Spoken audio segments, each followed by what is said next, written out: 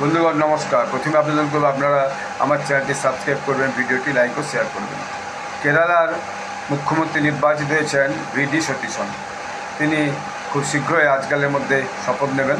Congress working committee তার মুখ্যমন্ত্রিত্ব পদের জন্য ছাড়পত্র দিয়ে দিয়েছে। এই নিয়ে দেখা গেল কেরালায় প্রায় 10 দিনের বেশি সময় একটা টান উত্তেজনার পরে তিনি ফাইনালি যে মুখ্যমন্ত্রিত্বের পদের দাবিদারের যে লড়াই, সেই লড়াইয়ে জয়লাভ করেছেন। এই লড়াইয়ে 3-4 জন ছিলেন কংগ্রেসের খুব সিনিয়র নেতা, কিন্তু ফাইনালি দেখা গেল ভিডি সতীশন সেই লড়াইয়ে জয়লাভ করে তিনি মুখ্যমন্ত্রী পদে নির্বাচিত হয়েছেন।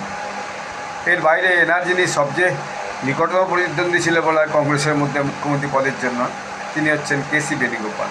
কেসি বেণুগোপাল তিনি একজন এমপি এবং এআইসিসি সদস্য, এআইসিসির সাধারণ সম্পাদক। আবার তিনি খুবই রাহুল গান্ধীর কাছের লোক, কিন্তু তিনি এই যে মুখ্যমন্ত্রী পদের দাবির যে লড়াই, সেই লড়াইয়ে হেরে গেলেন বলা যায়। কারণ তিনি তার এতগুলো প্লাস পয়েন্ট থাকা সত্ত্বেও তিনি কিন্তু এই লড়াইয়ে টিকে থাকতে পারলেন না বলা যায়। এবং তার পক্ষে কংগ্রেসের যে নির্বাচিত এমএলএরা তার অধিকাংশই কিন্তু তার পক্ষেই ছিল।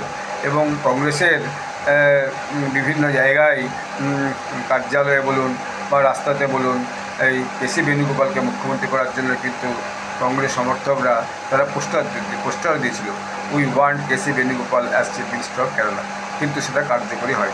এর পিছনে মূল কারণ হচ্ছে কংগ্রেসের যে অন্যতম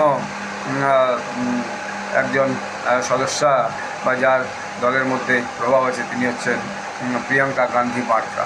এখন এতদিন পর্যন্ত অনেকে ভাবত যে কংগ্রেসে যা কিছু চল বোধহয় সেটা রাহুল গান্ধীর কথাতেই চলে, কিন্তু কেরলে সেই মিথটা ভেঙে গেছে। কেরলে দেখা গেল এই প্রিয়াঙ্কা গান্ধী বাড্রা তারই প্রভাব থেকে এই ভিডি সতীশন কিন্তু মুখ্যমন্ত্রী পদে পৌঁছে গেছেন। তার অবশ্যই কারণ আছে, সেটা হচ্ছে মুসলিম লীগের সঙ্গে কংগ্রেসের আঁতাত। এবং মুসলিম লীগ ভীষণভাবে প্রেসার করেছিল যে না, ভিডি সতীশনকেই মুখ্যমন্ত্রী করতে হবে। আর প্রিয়াঙ্কা গান্ধী বাড্রা যেহেতু মুসলিম লীগের সমর্থনেই বাইনার থেকে লোকসভা এমপি এসছেন, অতএব তার কাছে একটা বাধ্যবাধকতা ছিল বলা যায় যে এই মুসলিম লীগের যে দাবিটাকে সেটাকে মেনে নেওয়া, অপেক্ষা না করা। ফলে দেখা গেল রাহুল গান্ধীও সেই দাবিটাকে মেনেই নিলেন এবং ফাইনালি ভিডি সতীশন কেরালার মুখ্যমন্ত্রী এআইসিসির পক্ষ থেকে ডেজিগনেটেড মুখ্যমন্ত্রী হিসেবে নির্বাচিত হলেন। খুব শীঘ্রই তিনি নিশ্চয়ই শপথ গ্রহণ করবেন। ধন্যবাদ।